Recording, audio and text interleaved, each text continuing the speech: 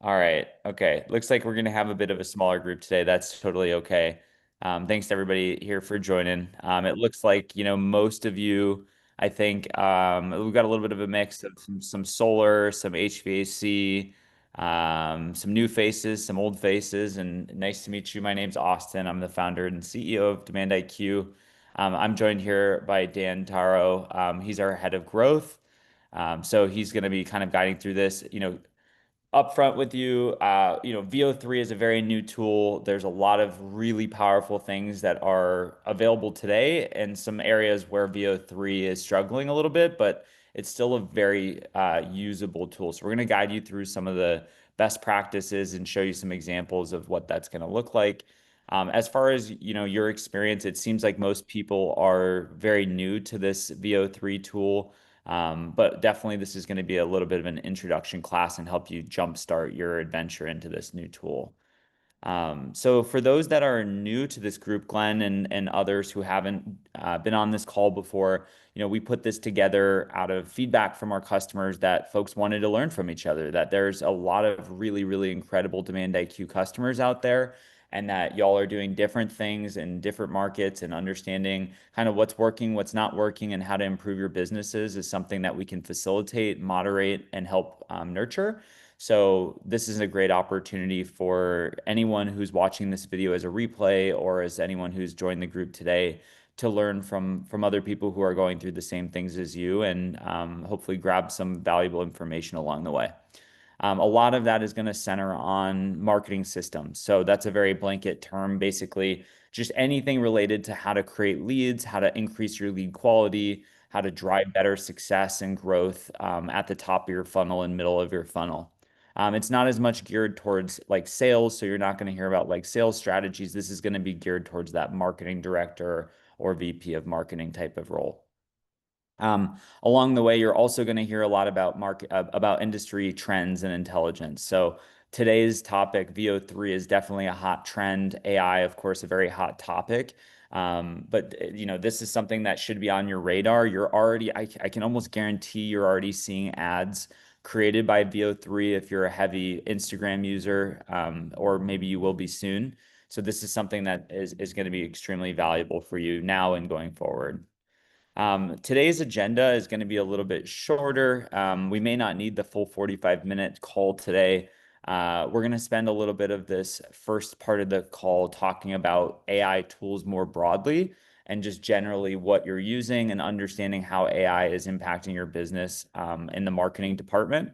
And then it says 1 and 3. I see that I've left off 2, but intentionally left off 2 because we're going to go straight into Google's VEO3 platform and show you some examples, kind of step you through what we've learned. And I want to be super upfront with you that we are not VEO3 through and through experts yet. It is just too new, and we're still kind of getting our heads around it, but can definitely give you a great launch pad to start playing with it on your own. So at first, I want to just kick things off, and I really hope everybody here can be an active participant in this discussion, because otherwise the crickets are going to be crazy. So I'd love to just learn a little bit about how you're using AI tools in your marketing workflow today. Emil has, if you could put your hand up, that would be really helpful. But we'll go ahead and start with uh, Emil, just because he's kicked things off here in the chat, and then Christine, I'll defer to you next. But Emil, I'd love to just learn about, as it relates to marketing specifically, and I probably should have specified in this question, but how are you using ChatGPT in your marketing? Like, where is it most impactful to your business and the marketing side? Mhm. Thank you, Austin. I frequently use ChatGPT. It helps me to generate, to generate content for um, marketing promos. We do email marketing, we do text marketing. So ChatGPT really helps to speed up the process in writing, and so it really does well in doing that. I also use it in case I need to get some ideas um, for ad banners, so just getting some advice.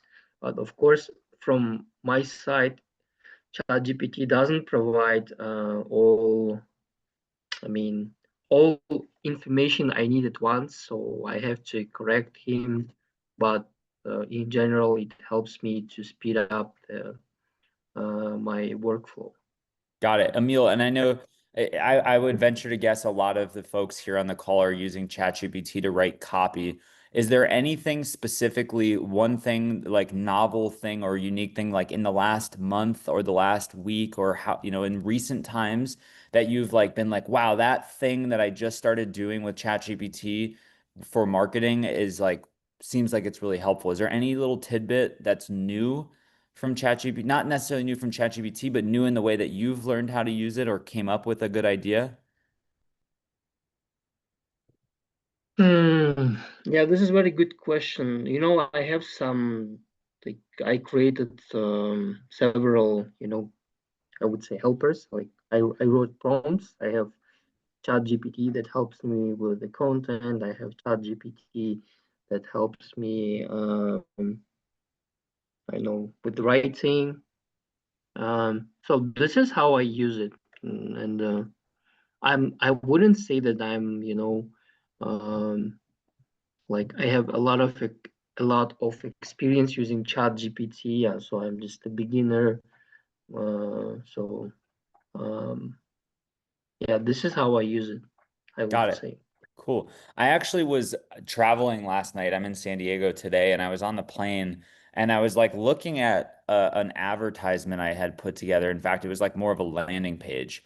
And I actually used ChatGPT to write the copy, but I was like, this just is this unclear? Because sometimes like when you're writing your own marketing and you're writing your own copy, like you're kind of a uh you know what you're trying to get across, but the question is like, is it clear to someone who isn't the writer of this piece what I'm trying to communicate? Like, is this the most succinct, clear way of saying this? And so what I did was I screenshotted the landing page and I sent it to ChatGPT and I said, what questions would a homeowner have or a viewer or audience have of this ad or of this landing page?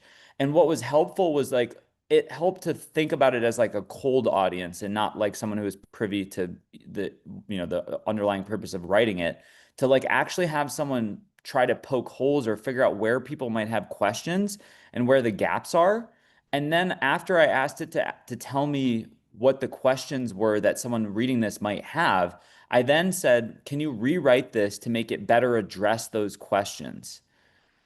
So sometimes I feel like ChatGPT kind of like you can lead it. You can almost like lead ChatGPT to give you answers that you think are the right ones. And if you maybe stop to kind of allow it to play devil's advocate for a minute instead of kind of leading to give you that, the answer that you think it should get, like try to ask it to challenge your work. Try to have it challenge your work because that's really where the uncertainty comes from is people who don't fully understand. And even ChatGPT might make some assumptions that are wrong. So ask it to challenge your work. That was one thing that I came up with the other day that I thought was really valuable. I'm going to defer to Christina. I know she's had her hand up here for a minute. Christina, how are you using AI, or is there something, you want to share about your ChatGPT experience? Yeah, that's a good point as far as having ChatGPT challenge your work. I ChatGPT my way to success, to be honest. The thing is that it's tech, and so it's still in the work, so it's not perfect. So things like tone. So what I do is when I go into my ChatGPT and I'm making post or content, first I always go to like a GPT that's pre-built. So if I even for emails, some of those responses, it just saves you so much time just to, especially if you're speaking out of frustration. When I'm responding to people that are on my post, sometimes you have people that are like scam. Like, matter of fact, I had somebody recently that was like, "Oh, this is scam," and he had this whole paragraph on, and it didn't even make sense what he was saying as far as solar and what they showed him and what the options were. He was obviously confused, but he literally put a paragraph in and on, some of the tech side, and what I use are the algorithms with Meta. So I didn't want to delete the comment, right? Because it helps my algorithms. So I liked it, but I used ChatGPT. I screenshotted, just like you said, I screenshotted and I was like, help me respond to this comment. And for context, I would say I put the tone. I want the tone to be collaborative. I want the tone to come off as understanding. But I also want a CTA for anybody that may be looking at this. And so then ChatGPT, and keep it short. It's a Facebook post, make shorter is like my make shorter, make less passive aggressive. My ChatGPT comes off kind of hot sometimes, kind of spicy. Make less wordy is another one, because as you guys know, I'm long-winded already. But the more information that you give it, and I'll share too one of my prompts, because I go to the GPTs pre-built. It's called Copywriter GPT. It's for marketing, branding, and ads. So, you can find a GPT that is already kind of pre-built and kind of already speaks to what you're trying to do. And then you can just tailor it to your branding. As far as like videos and things like that, I've been using, it's called Pipit, Pippit, .ai. I've been using that. I can literally text, kind of like ChatGPT, text what I want to happen. I could upload images if I have any to it, and it'll create videos. So that has been very helpful.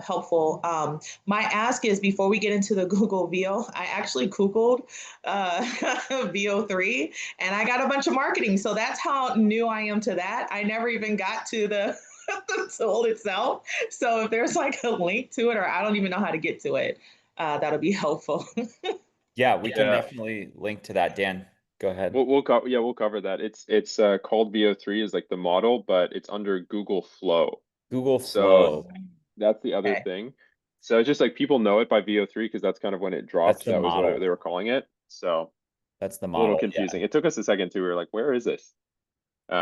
It actually has only recently started like showing up like in the Google search correctly as of like last week. Um, so one thing I want to just ask about, because this is I would consider myself a pretty advanced ChatGPT user, but I don't use the pre-built GPTs. And I'm curious, what do I get? Like can you articulate the difference between what I get when I use a pre-built GPT versus not? Like I guess I don't have any. Christina, yeah, just jump in there. Think of it like when you're creating an AI bot, the more you put in its knowledge base and the more data you give it, the smarter it is. So ChatGPT in its original form just pulls from all over Google. And so when you have one that's specific to marketing, then it kind of already, like, I don't have to use tone. I don't have to use as many screenshots. It just kind of already knows, and its knowledge just like custom to what I'm doing. I do it for Forex. I do it for meta ads specifically. I use a lot of pre-builts just as my foundation. Are you making your own? Are you making your own? I did make my own because I am going to launch right now. I have Shop Your Solar, so I do want to go more to the digital marketing side and launching the Robin's Way. So I did create my own GPT to just kind of learn who I am, what I'm involved in, keep track of conversations, and even let me know where I need help. Like, hey, based off of what you know about me, what are my strengths, weaknesses? I forget, what am I supposed to be working on this week? Yeah. So I treat it like an assistant. That you brought up a really interesting prompt I've had seen going around, which is basically like, what are my strengths and what are my weaknesses? Because when you give something such a large like corpus of writing, and it'll tell you where your superpowers are, if you've been using it long enough. And I think that knowing where your superpowers are as a person is really helpful. And then also knowing where some of your blind spots are. And you probably know, but sometimes it's just helpful to read where your blind spots are, and have someone who's not your mom or your business partner or whoever tell you where you need some help. And for business, like, I'm very much, obviously I deal with clients, but Shop Your Solar, not only do I deal with homeowners for solar, I deal with installers with their recruiting, their training, onboarding, marketing, and things. So I asked ChatGPT based off of my strengths, who's my avatar, because I definitely, I could play in the startup space, but my frustrations, what I asked you for help for. Do I need someone that already has a call center already set up, and they'll say, hey, based off all the tools and everything that you have, you need to target businesses that already have this amount of revenue. These are the questions that you want to ask them during your onboarding call, just to weed them in or out, and if they're even worth your time, and if you can even service them, where they're at, or if you need to, redirect them. So it's been very, very helpful. Glenn, I'm curious about your adventures into AI. Are you getting pretty busy with the ChatGPT, or using other tools? What are you doing these days? Oh, you're muted, bud. Company-wide, we have embraced it, and I keep trying to encourage that. And Jeremy, and Jeremy's kind of trying to drive that behavior too, that there's no shame in using tools to make your job easier, right? So we're constantly hoping and reminding everybody to go in and utilize that. We've built, for me, I think what we built is the Sun State persona, kind of in ChatGPT, right? So it knows from the learning kind of what our MO is. And, so when I ask it something, I don't need to go back to the beginning and recreate all the background, because it's there. With regard, so we're using it in a number of different ways, using it to create our email templates in Copernic, for different stages of things that go out through the project management side of things. Using it for some marketing stuff, and we have an ad agency. I don't know if they're using it. I assume they probably are. But yeah, I mean, even down to, hey, I put in the dilemma, right? The 10%, the tax credit going away, and we're a 7.5-year-old company and 5-star rated, the highest, all that stuff. Hey, create a plan for the next 5 years, given this information. Boom, and it may not be what we go with, but it gives you a bunch of ideas, or it validates the plan that we already have, to move forward with the current climate, situation of business. So, we're using it in all that way. And then, of course, if I have a specific question, let's say it's legal related, I'll go into and pull up one of the chat. I don't know how you articulate this, but one of the ChatGPT law AIs, and go find one of those and then query that. So I'm far from. I wish I think time is all. It saves time, but it also costs time, because you got to go figure it out. And so I think that's the dilemma that I always have is I'd like to spend a lot more time learning how to use it, because it's only as good as what you ask, or the content that you've loaded, in addition to what's on the World Wide Web, right? So yeah. I have a one more question for Dan Taro here, because I know he uses AI differently than me.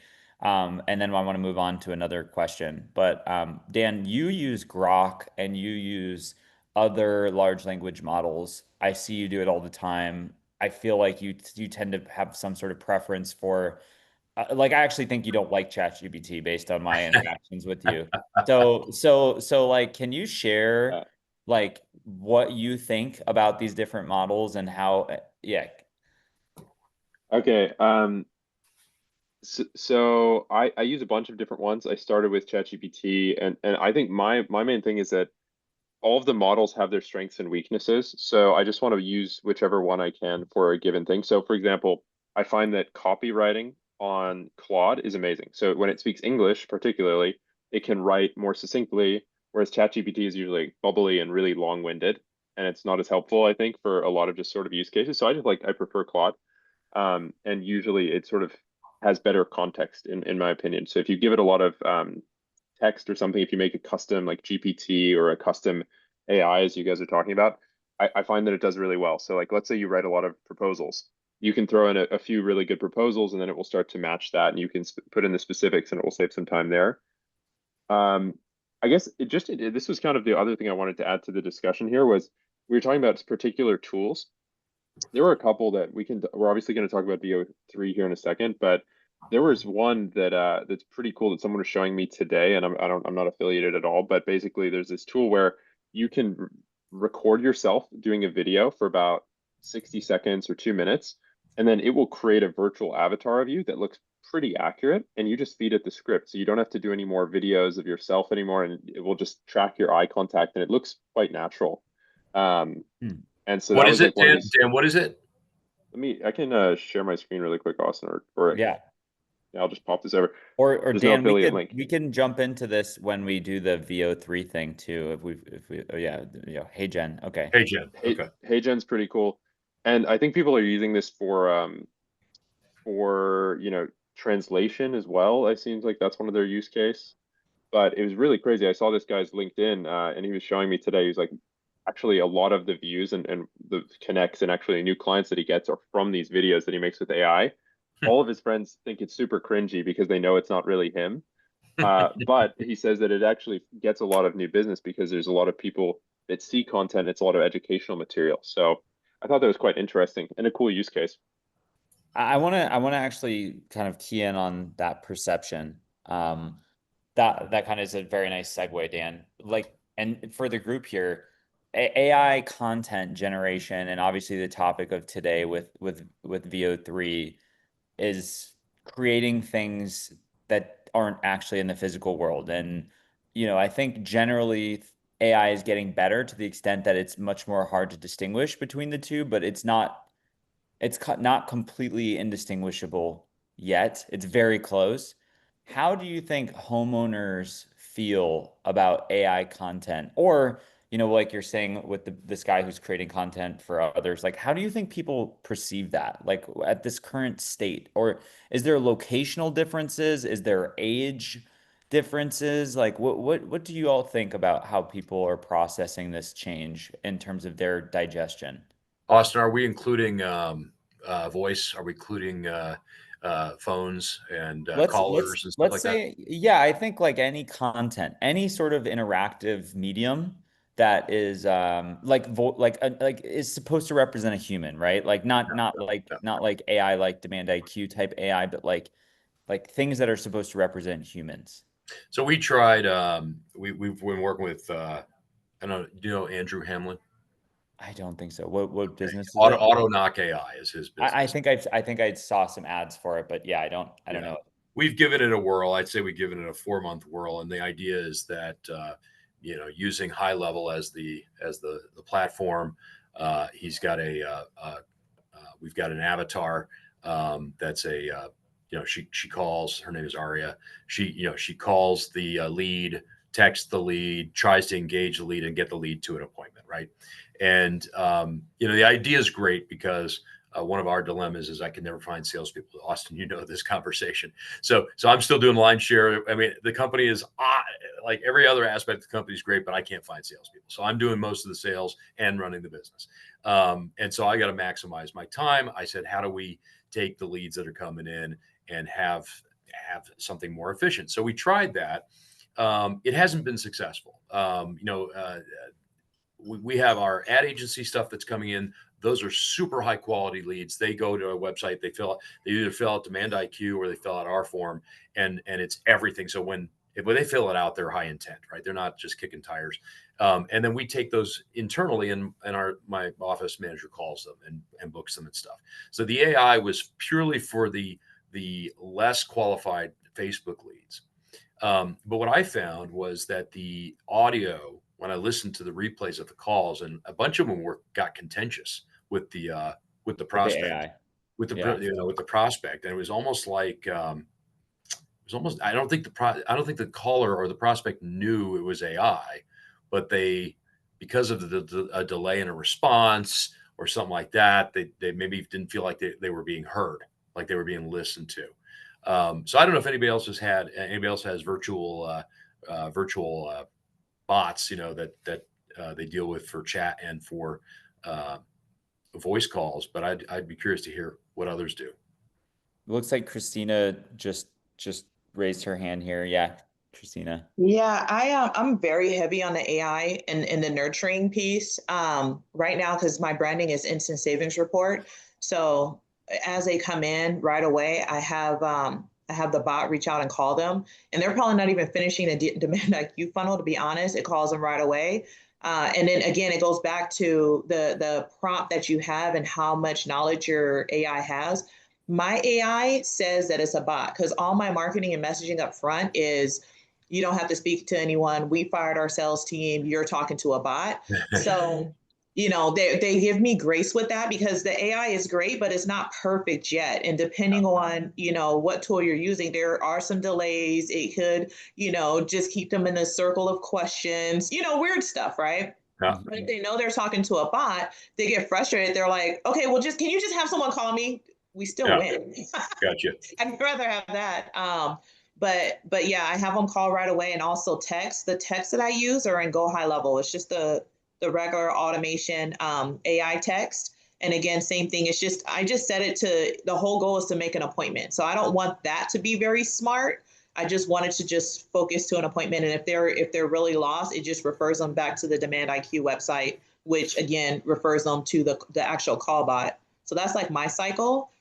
And how I do things. So they don't really talk to anyone until they're on the calendar and they've submitted their electric bill. Mm-hmm. But Mm-hmm. I want to frame this as far as the like the visual layer, because the audio as a medium versus video as a medium versus image as a medium, like these are dramatically different in terms of their capabilities and their levels of maturity. When it comes to that AI twin that we were talking about a minute ago, what do you think how do you think people feel about that? Because I think you all probably have seen Synthesia, right? Does everybody know Synthesia? Okay. So Synthesia was like really the first platform for like video generation and it was very like training oriented, meaning like the videos that it was producing would be like, "Hi, I'm Jim, your HR leader for, XYZ Corp. When you join XYZ Corp, you should expect that people will treat you fairly." That type of like training videos.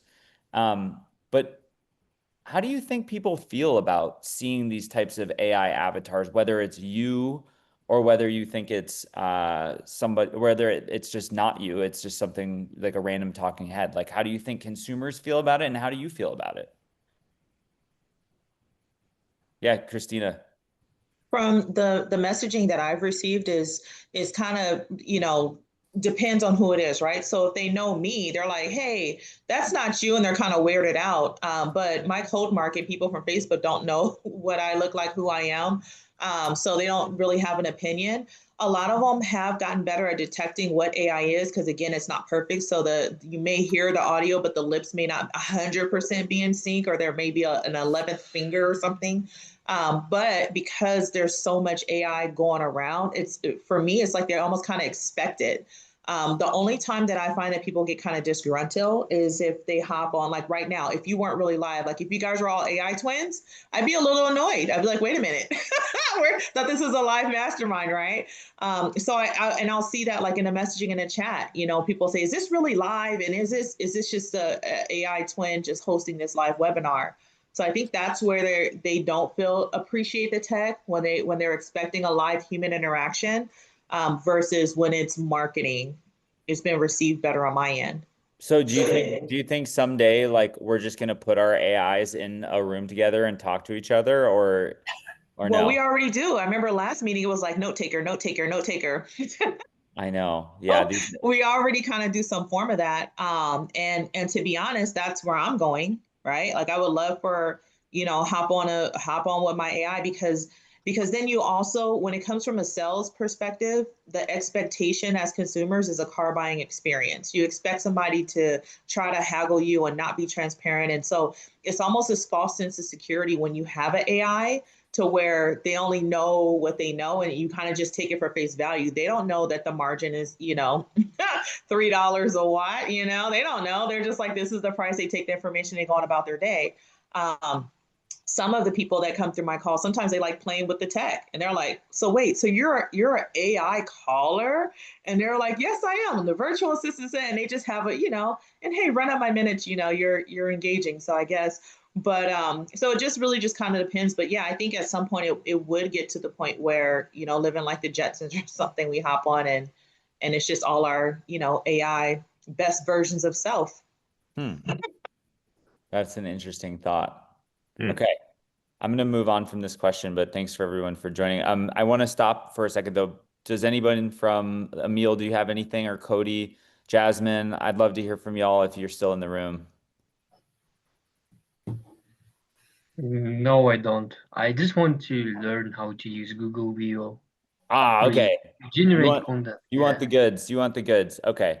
All right. Yeah. How do you all feel? Like we're kind of getting up. Actually, we've only got 10 minutes. Holy shoot. I didn't even realize.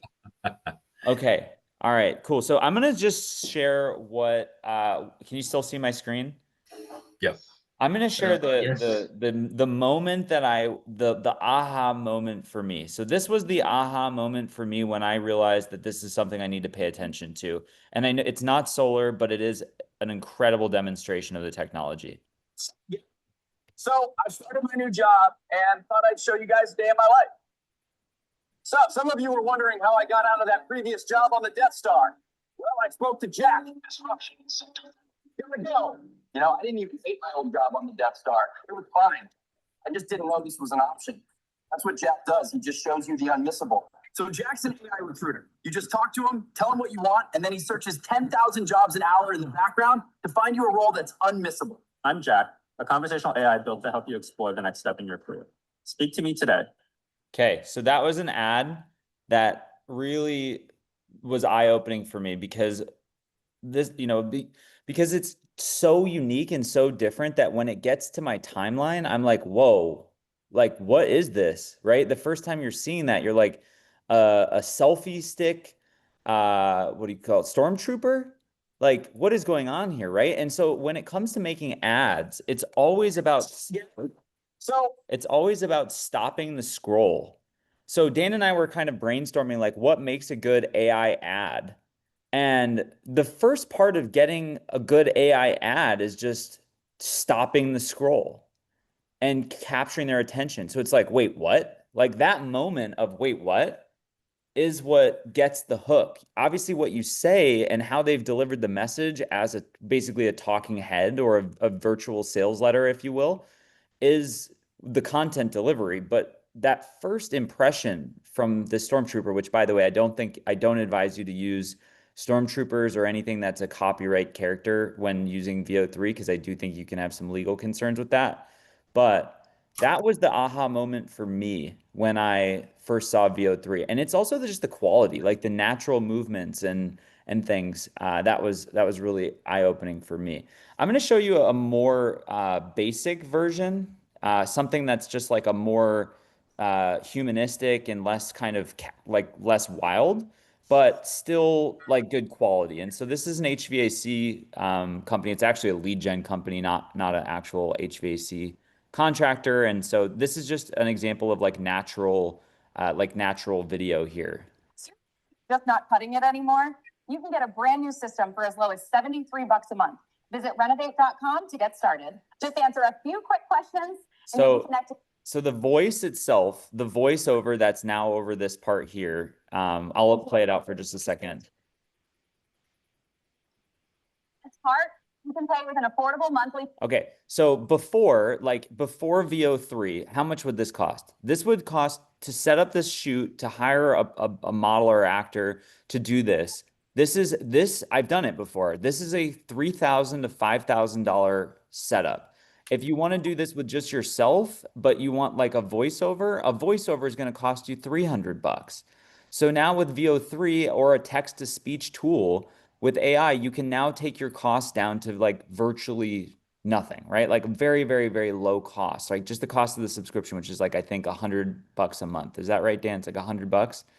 So 120 or something. Yeah. So now you can create these wild ads. Think Stormtrooper, think skydiver, think animated craziness, but you can also create things that are just normal, like normal talking heads that you would expect that you might show on TV, on streaming networks like OTT or something like that. So you can kind of span this gamut of natural and wild.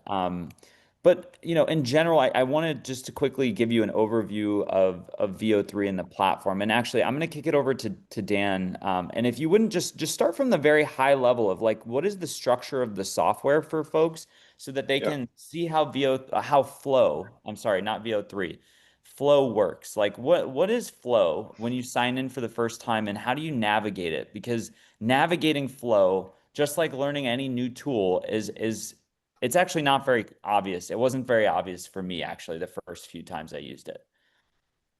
Sure. All right. So I know we only have a couple minutes here, but I'll try and walk through this. And if anyone has questions, either drop it in the chat or just raise a hand. So here's inside Flow. Essentially, you're going to have to create an account, and this might take a minute to set up with an organization. And you essentially get credits. So you go over here, and there's a certain number of credits. I think you start out with 25,000 credits. Each video creation is 8 seconds long, and that will cost 100 credits. So basically, there's two things that I want to just draw your attention to. So you go in here to create a new project like this, and it's just kind of the same chat interface that you'd have with normal like AI. And there's three main options. Either you can just type text and it will make a video out of it.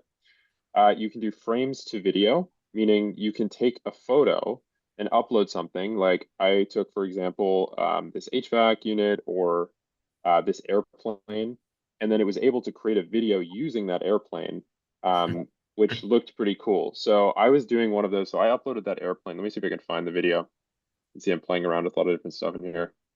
Let me find that really quick. I think, yeah. So for example, that airplane, I fed it in here and I gave a little prompt. I won't do it in real time because it does take, 1 or 2 minutes to actually load it up. But basically I said, here was the prompt: generate an 8-second cinematic aerial video from a 10,000 feet above suburban neighborhood, and then you can also put a color here so that there's kind of some consistency in the ad. The aircraft flies over rows of houses, and you can see this is kind of what comes out. It makes these 8-second videos.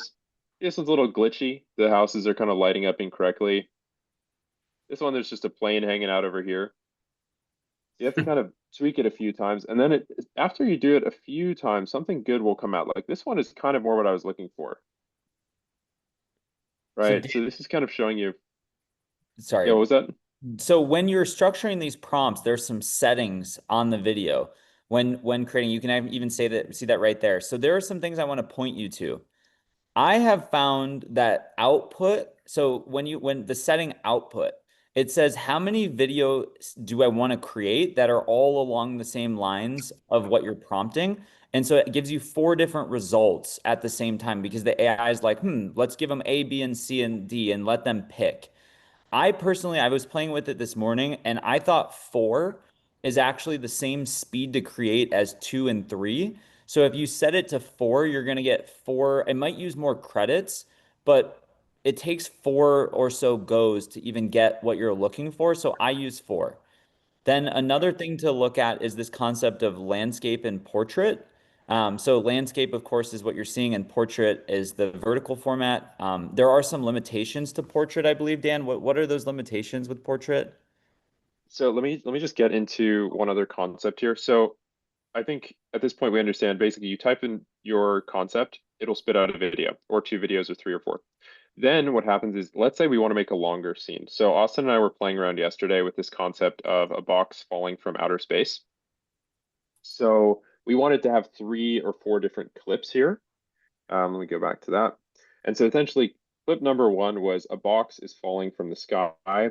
And then clip 2 is the box is going to make impact with the ground. So we started here and we said a brown cardboard box falls quickly from high in the atmosphere at the speed of a comet. The camera follows directly behind it and as it heads towards Earth.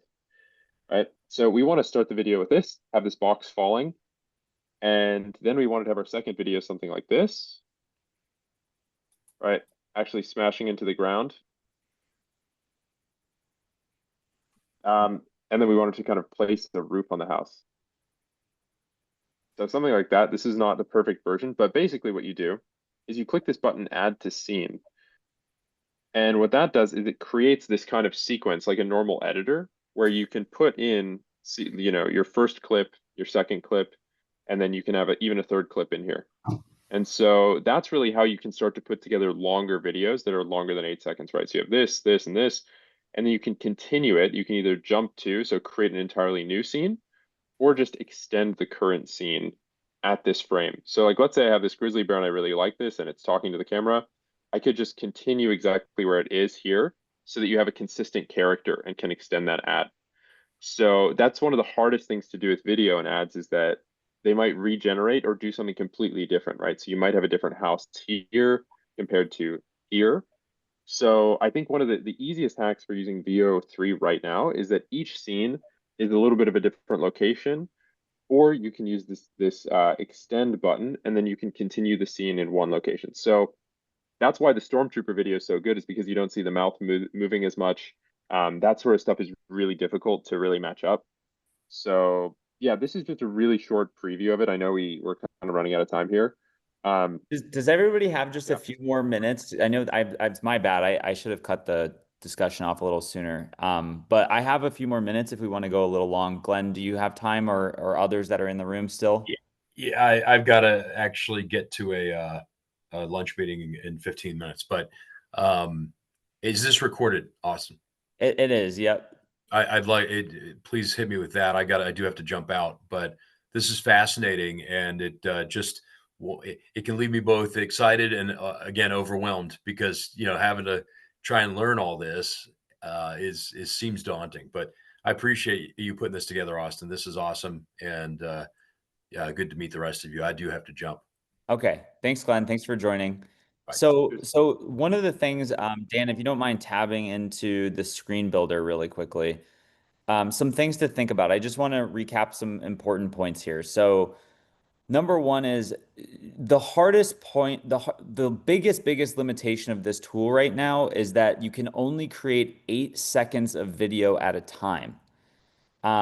When using this, you're going to end up being like, wait, hold on. Why is it? I want more than 8 seconds. And it's actually, when you think about it, if you're just creating video ads for Meta, you can create a full ad that just delivers just a really quick headline and call to action in 8 seconds. And I would encourage you to create vertical videos for Meta that are just 8 seconds long, because I think sometimes shorter is better for Meta.